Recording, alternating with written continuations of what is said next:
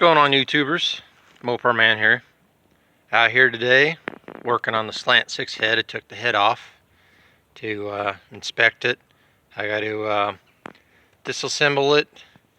Gonna clean it up. I'm gonna take it down to the machine shop in Harrison. I'm gonna try to do a video on that, so you can meet Rick at his, the guy that owns the machine shop, and see his layout in the shop and stuff. But anyway, basically I'm just what I did was I did this test on the heads where you put it upright and fill each port full of gasoline and let it sit for a while. And some of these had very little leakage, and then to maybe a little bit of leakage, or some of them didn't even have any leakage. But the valves are all still going to get re-lapped again because it didn't look like somebody lapped them very well or whatever. Anyway, the other reason I'm taking it to the machine shop is I'm going to have these milled down to accept the newer style valve stem seals. It has the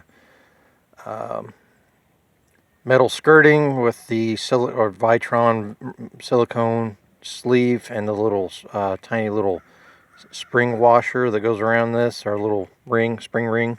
Anyway, like I did the 225. As you can see, I'm in the process of taking out the last spring off the head with the old crank style. And basically, here's the I don't know if you can see that very well. I got a glare coming off my screen on my smartphone. So, but anyway, if you can see right here, maybe I can use this pointer a little bit better here, this marker. Right here on the back of the intake valve, there's a real sharp lip. What I do is I go ahead and take like 150 grit sandpaper, and I put this in a drill, and I rotate this while it's spinning. I run sandpaper down all the way down to the edge, get all this crust and old stuff ground off down to bare metal. And I also do the back side too. As you can see, this still has gasoline on it, but I clean it off, and then I go from there with the sandpaper. But anyway, the only thing I do is, if you look right on the edge of this valve, the tulip part right there, the edge of my finger, you have two corners or two sharp edges. What I do is when I do the intake valve, without touching the part that actually rests on the seat of the head, I smooth that out a little bit, polish it, then polish this edge here. And once I get it all sanded, I go from like 150 down to 320, and then I do a automotive Scotch-Brite pad, the maroon one. But anyway, to get it all cleaned up and polished, I polished the back sides of these valves. But anyway, just by taking that little bit of that lip off and polishing that up, you can increase your CFM and a little bit of horsepower and torque. That's what I do. I don't have the money to go to machine shop as far as having the valves done, or have them cut back and all that stuff. So I do a lot of this at home stuff like this. I already checked the valve coming out of here. When you put some oil in there and you put your thumb over the end, there's an air pocket in there that helps that valve bounce back and forth when you know you got a good seal. And then if you keep your finger over the end and you pull the valve out real quick, and you hear it go like that, which means these are all good inside where the valve stem goes up through. Anyway, let's see here. So basically, as you can see, the before valve, and here's the previous cylinder that I got done. As you can see, big difference. Like I said, I didn't touch the part that rests on the seat of the head, but I did polish all, get this all sanded down and polished up, and that sharp lip taken off of there. And all I did was I use a flat little file, metal file for metal. Okay, so basically this is what I'm using, this little file here, cheap little file. And it's, as I got the drill in the drill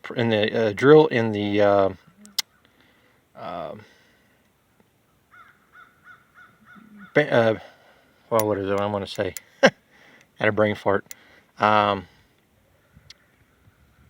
Bench vise, and I have the drill running with this in the end of it. I just take this file, rest it on this part here, not here, and I just bring this side down towards, have it spinning towards the teeth on the file, and then I just go a little bit at a time, and you'll be able to see when you start filing this down, you'll start to see a little ring, a little black ring show up, which means you know you're starting to take the material off.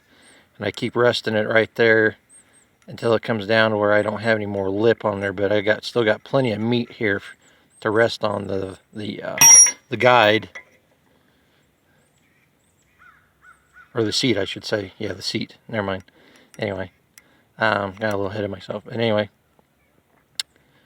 do that and I get it all the way down, and then like I said, I actually looked at the sandpaper, it's actually 120. I do 120, switch over to 320, and then I finish up all this all the way up to this very edge right there with the Scotch-Brite pad. And then as you can see, this has all been cleaned up and smoothed out and polished. I don't spend a lot of time on it, but anyway, I'm gonna have the head cleaned up. I'm gonna have them shave the surface of the head again, make sure it's all flat. And have them check it for cracks. What do they call it? The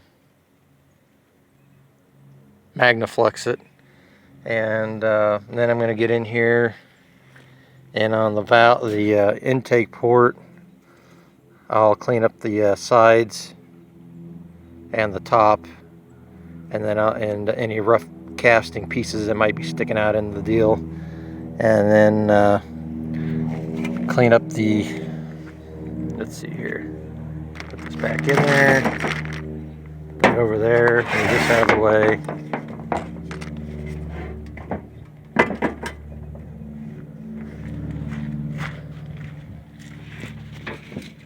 Let's see if I can.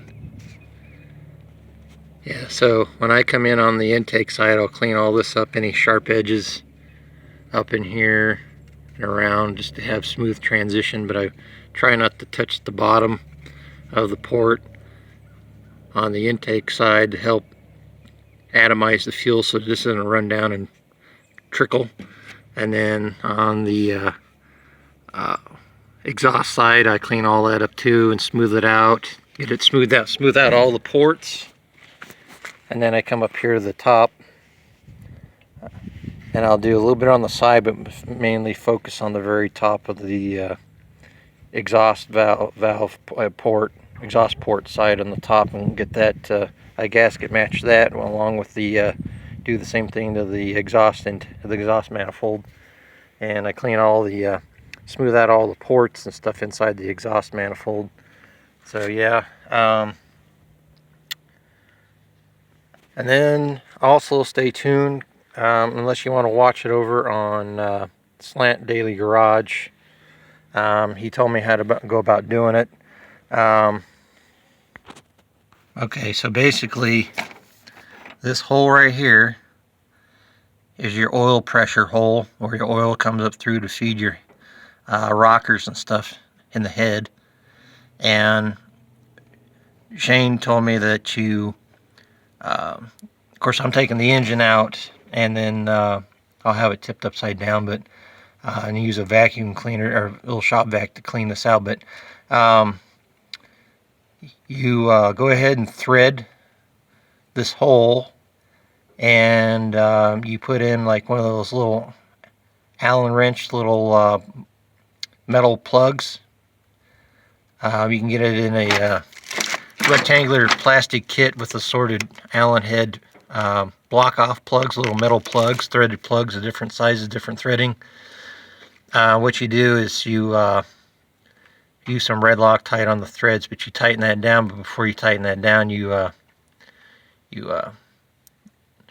there's a certain size hole you got to drill through there, and what that does is it restricts a little bit more oil from coming up through the head, because there's so much oil that comes up through there that's getting plenty of oil on top. But what it does is, from my understanding, he told me and on the rest of the people watching the video, that it helps keep more oil on the lower side of the engine to help lubricate the rod bearings and main bearings on the crank.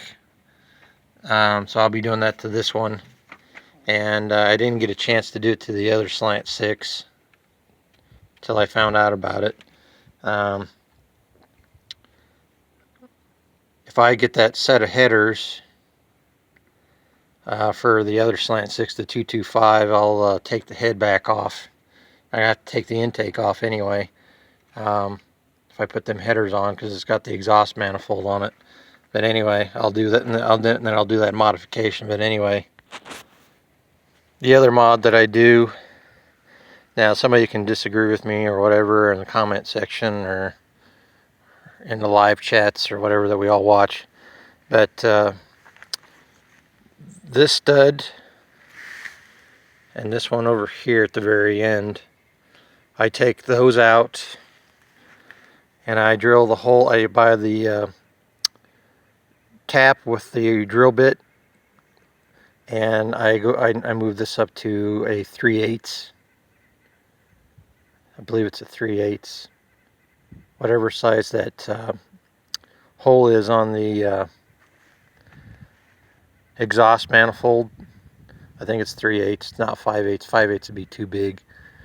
Whatever size factory size hole that is, I put in a new threaded bolt, hex head bolt in, and what that does is you got that gap, so like when you go to put your exhaust manifold and intake on, it's not sitting there moving back and forth up and down, and then you got to try to figure out which exact location all the ports and everything line up.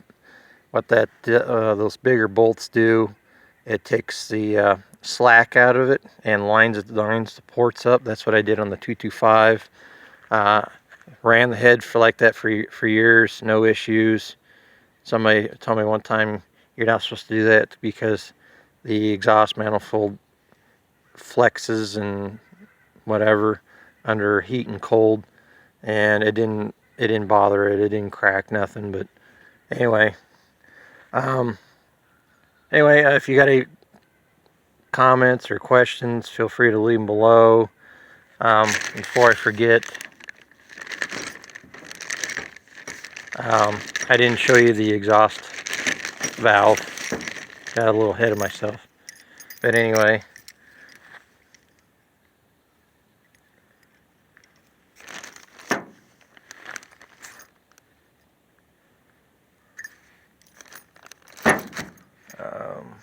let's see here.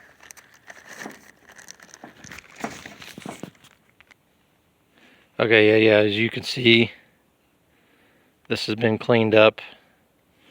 These valves, exhaust valves, seem to have a real tall, sharp edge. A lot of stuff sticking up off of the backside, and I just knocked that down real good and smoothed it out. I didn't do it as advanced as the intake valve, but what I do on the exhaust valves is I round out both of these sharp edges here on the end of the valve, or make them really nice and round, and then I polish everything. That way it's got good flow. And but anyway, that one's all done. Anyway, Hope you enjoyed this video. Like I said, feel free to comment. Don't comment, whatever. Subscribe, doesn't cost you anything. Help me out. Till next time.